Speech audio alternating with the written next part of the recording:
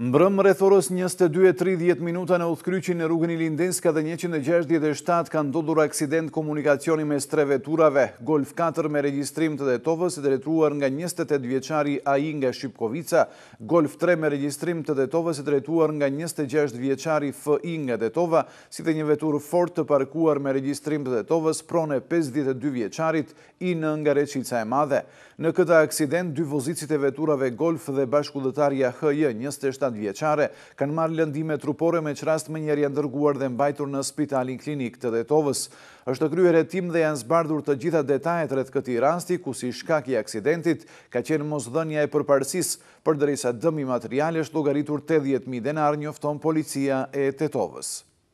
67 vjeçari AT nga fshati e Arc ka denoncuar se dje rreth orës 10 në rrugën Marshall Tito në Detov, duke dalë nga këmbimorja ka takuar 3 persona, ku fillimisht njëri është sulur ndërsa më pas edhe 2 të tjerët me çrasti kanë marrë 300 euro dhe 6.000 denar dhe më pas me njëri janë larguar në drejtim të qendrës së Detovës. Janë marrë masa dhe aktivitete për zbardhje të plotë të rastit, si dhe identifikim të personave, njofton policia.